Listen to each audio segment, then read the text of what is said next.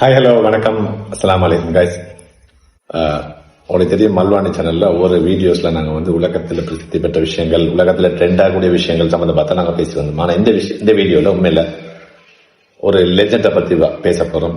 அது வேற எங்கேயும் இல்ல, ஸ்ரீலங்கால வாழக்கூடிய ஒரு முக்கியமான லெஜெண்டை பத்தி தான் பேச போறோம். அவர் லெஜெண்ட் சொல்லுறதுக்காக நாங்க கடைசியில பார்ப்போம்.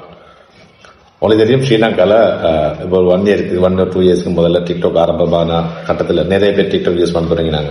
அப்ப நான் ரேண்டமா ஒரு வீடியோஸ் பார்க்க நேரம் ஒரு ப்ரொஃபைல் வந்துச்சு.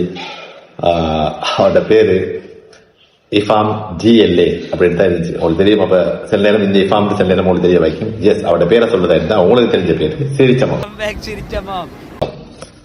சிரிச்சமுகம் இஃபாம் என்றவர். உண்மையில நான் அந்த ஆரம்ப காலத்துல டிக்டாக்ஸ் வீடியோ பார்ப்பேன். சில நேரம் பிராங்கா சொல்றதா இருந்தா உண்மையில நைட்ல தூக்கம் போகாட்டி அவரோட வீடியோஸை பார்த்து மறைப்பேன். அவரு 100% நேச்சுரலா எந்த விதமான டிராமா இல்லாம அது ஃப்ளோல வாயில வாரத்தை பேசக்கூடிய ஒரு மனுஷன். நாங்க வார எங்கட விருப்பத்தை தான் வரோம், உங்களோட விருப்பத்தை வரையில பாருங்க. 100% குவாலிட்டி லெவலுக்கு என் டிஷர்ட்டை பாருங்க.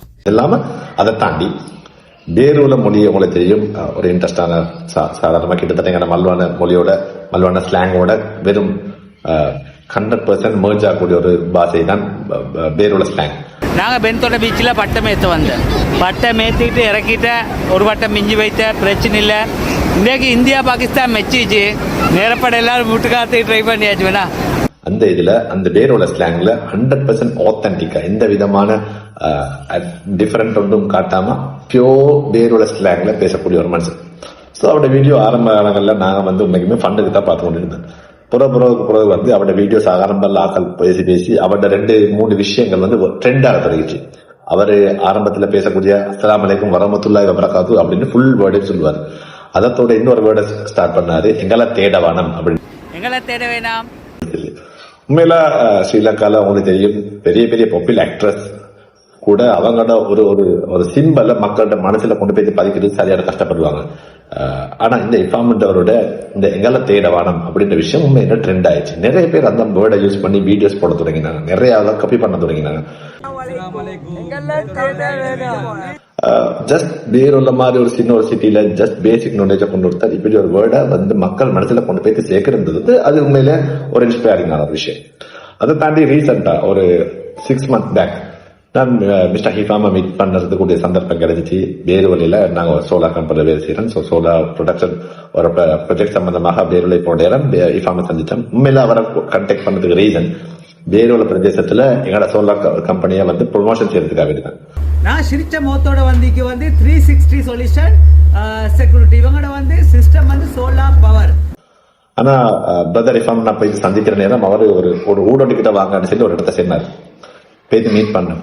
என்னண்டா அந்த மனுஷன் என்ன செய்யறாருன்னா ஒரு கேன்சர் பேஷண்ட் ஒன்றுக்குரிய டிரான்ஸ்போர்ட்டை கொண்டு போய் கூட்டிட்டு வர மாதிரி விஷயங்கள், அவருக்குரிய மருந்து செலவுகள்லாம் அந்த மனுஷன் செஞ்சு கொடுக்குறாரு.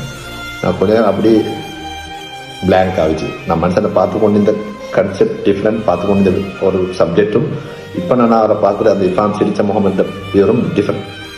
அதுக்கப்புறம் அவரோட வெஹிக்கிளில் ட்ராவல் பண்ணினேன். சில விஷயங்கள் ஷேர் பண்ணினாரு. அவர் ஃபுட்பால் வீடியோஸ் நிறைய போட, நான் ஃபுட்பால் பார்த்து அவர் நிறைய ஃபுட்பாலோட நல்ல ரிலேட்டடான ஒருத்தர்.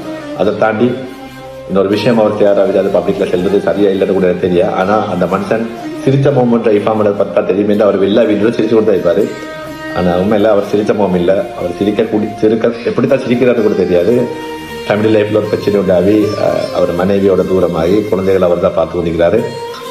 Very inspiring, very seriously very inspiring. மனுஷன் வந்து அவ்வளோ பிரச்சனைகளை வச்சுக்கொண்டு இங்க ஒருத்தர பேச்சு கேன்சர் நோயாளியா பாக்குறாரு, இங்க குழந்தைகளை பார்த்து கொண்டாரு, மனைவியோட தூரமான முறையில லைஃப்ல பிரச்சனையாக இருக்கிறாரு. இதெல்லாத்தையும் தாண்டி ஏர்ன் பண்றத அதனால என்ஜாய் பண்றாரு. உங்களுக்கு அந்த வீடியோஸ்ல பார்த்தா தெரியும் அவர் எவ்வளோ ஓப்பன் ஹார்ட்டடா. இன்றைக்கு நான் எவ்வளவு சம்பாதிச்சது கூட நிறைய விஷயம் வீடியோஸ்ல சொல்லிக்கிறாரு. போட்ட வீடியோ பிரேக்கிங் நியூஸ், அந்த வீடியோட வியாபாரத்தில் இன்றைக்கு மாஷாஅல்லாஹ் 5000 ரூபாய் நயம்.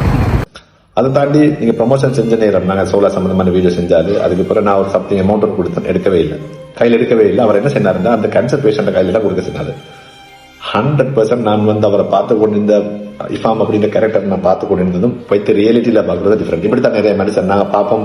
வெளி உலகத்தில் அவரை காட்டுற பிக்சரும் உண்மையில் அவங்க வாழ்ற டிஃப்ரெண்ட். ஸோ இஃபாம் அதில் உண்மை ஒரு முக்கியமான இன்ஸ்பைரிங்கான விஷயம்.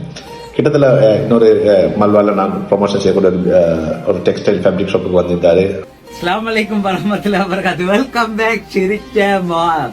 எங்களை தேட வேணாம், நாங்க ஸ்டைல் ஷாப் மல்வான. அப்ப அவருக்கு ஒரு ப்ரொமோஷன் செஞ்சாங்க. ஒரு ஒரு டெக்ஸ்டைல் அவர் விரும்பின உடுப்பு ரெண்டும் வந்து பார்சல் கிஃப்டா கொடுத்தும் எடுக்கல. அது உங்களுக்கு தெரியும், டிக்டாக், ஃபேஸ்புக் இந்த மாதிரி ப்ரொமோஷன் செய்யற யாருமே வந்து அதுல ஒரு ரெஸ்பான்ஸ் இல்லாம, அதுல ஒரு ஆதாயம் இல்லாம எல்லாத்தையும் லாபத்துக்காக தான் செய்வாங்க. மனுஷன் அப்படி இல்லை. ஒரு வருடத்தான் சொன்னார், சோலார் விஷயத்தை ப்ரொமோஷன் செஞ்சுட்டோன்னு சொன்னார். எனக்கு இதெல்லாம் எனக்கு பிசினஸ் வந்தா சொல்லுங்க. நீங்க அவர்கிட்ட போய் பார்த்தா தெரியும், அவர் உண்மையில ஒரு டிஃப்ரெண்ட் உலகத்துல வாழ்ற ஒரு மனுஷன். மனசுல ஒன்றுமே வச்சுக்கொள்றாரு இல்ல. அந்த எங்கட பாசையில சென்றதா மனசுல கசடு இல்லாத ஒரு மனுஷன். கம்ப்ளீட் ஒரு இன்ஸ்பைரிங். பொதுவாக எங்கட வாழ்க்கையில நாங்க மனுஷர்கள் வந்து நல்ல மனிதர்கள் வாழ்ந்து மறைந்த பின்னர் அவரை பத்தி கவிதை எழுதுறதும் ஆர்டிகல்ஸ் எழுதுறதும் செய்வோம். ஆனா இப்படியான மக்கள் வாழ்ற நேரமே அவங்க செயற்பாடுகளை நாங்க பாராட்டி அவங்கள மோட்டிவேட் பண்ணத்தான் அது மாதிரி நிறைய பேர் உருவாகுவாங்க. அவங்க இந்த விஷயத்துல இன்னும் ஸ்ட்ராங் ஆவாங்க. சோ இஃபாம் கிளாஸ் அப்படின்றவர் உண்மையிலே வாழும் லெஜெண்ட் தான்.